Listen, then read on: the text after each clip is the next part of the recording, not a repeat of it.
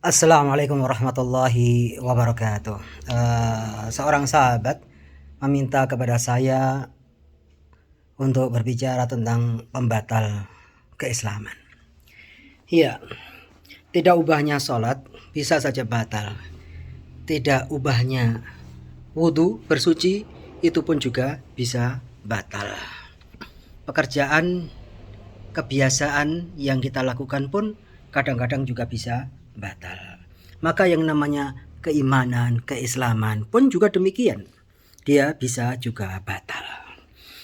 Akan tetapi suatu kondisi bahwa seseorang itu sebagai seorang muslim tidak bisa dengan mudah digeser dari ring keimanan, keislamannya keluar dari ring yang namanya non-Islam, keluar ring Islam menjadi non-Islam, menjadi non-Muslim, atau dalam istilahnya disebut sebagai seorang yang murtad. Itu tidak bisa digeser posisi dari Islam kepada non-Islam itu dengan begitu mudah, tidak.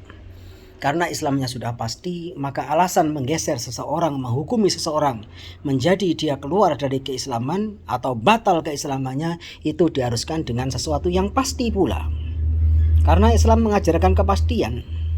Iya ya iya, tidak ya tidak. Jangan sampai iya yang tidak. Itu tidak baik.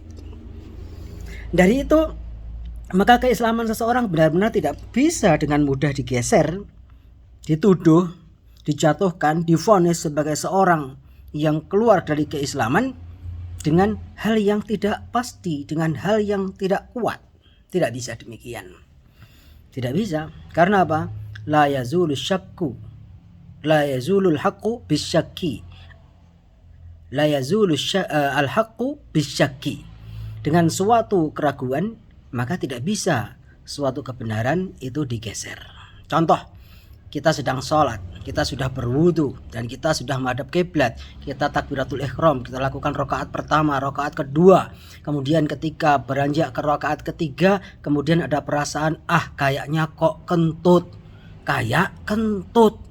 Yang membatalkan wudu, yang membatalkan sholat itu adalah kentut, buang angin, bukan kayaknya kentut.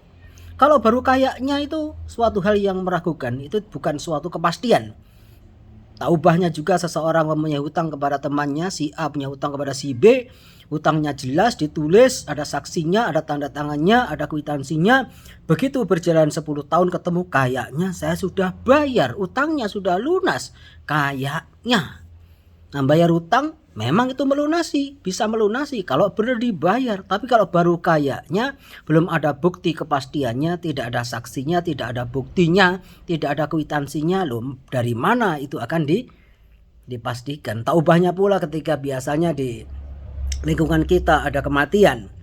Ada kematian, lantas apa yang terjadi? Diumumkan dalam sebelum jenazah diberangkatkan, kalau ada dari saudara-saudara, tetangga-tetangga yang ada hubungan hutang piutang dengan beliau yang telah wafat rahimahullah ta'ala, maka kalau sedikit tolong diikhlaskan, kalau banyak atau tidak bisa diikhlaskan segera berbicara dengan keluarganya. Benar, ini kehati-hatian dari wakil keluarga agar si mayit menjadi dingin jenazahnya, tidak membawa beban tanggungan utang. Akan tetapi ketika orang dengan mudah serta-merta langsung datang, si fulan punya utang kepada saya 5 juta, si fulan punya utang kepada saya 10 juta dan lain sebagainya, tanpa ada saksi, tanpa ada bukti, tanpa ada, bisa saja ini cuma mengada-ada, tidak bisa diambil sebagai suatu kepastian. Begitu juga tentang keislaman kita. Tak ubahnya dengan sholat kita tadi itu, yang membatalkannya bukan kok hanya dengan suatu yang baru kira-kira, suatu hal yang tidak pasti. Tidak bisa. Keislaman kita itu pasti. Kita sudah syahadat, kita sholat 5 waktu, kita menghadap kiblat, sholat puasa Ramadan, ini dan itu kita jalanin semuanya. Lantas tidak mudah yang seperti itu digeser hanya dengan suatu hal pemahaman sedikit yang berbeda, khilafiyah, tarjih, al-aqwal di dalam memahami nas dan lain sebagainya.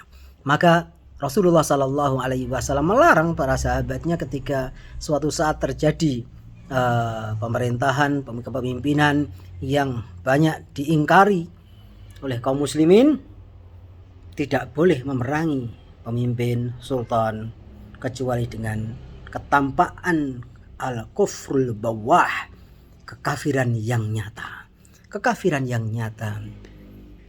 Adapun reka-reka, praduga, prasangka, perkiraan-perkiraan, tuduhan-tuduhan yang tidak jelas, maka tidak bisa dijadikan dasar mengeluarkan seseorang dari keislaman.